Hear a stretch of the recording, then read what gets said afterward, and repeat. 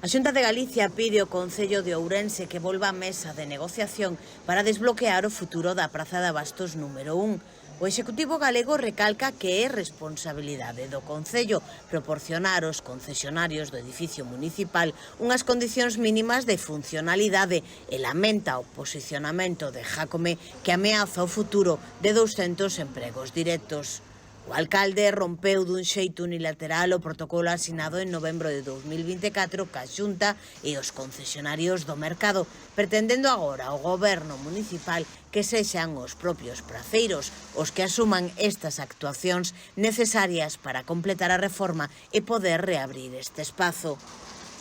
Desde a Consellería de Emprego, Comercio e Migración fan un chamamento a Jácome para que recapacite e volva á mesa de negociación e desbloquear así esta situación.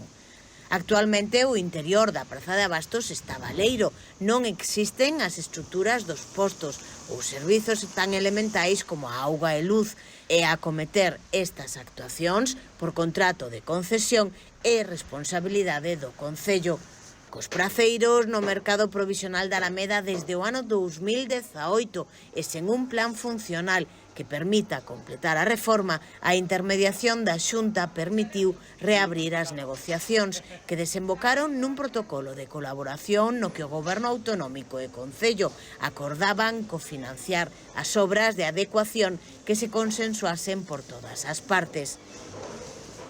Agora, despois de que Jácome rompese esa colaboración e co obxectivo de poder retomar o acordo, a Xunta elevou a súa proposta aos 1,4 millóns de euros e ofrece licitar as obras. Pero o Concello non acepta este apoio e comunica aos comerciantes que deben facerse cargo eles mesmos das obras que previamente si estaba disposto a cofinanciar, ameazando co desaloxo os concesionarios.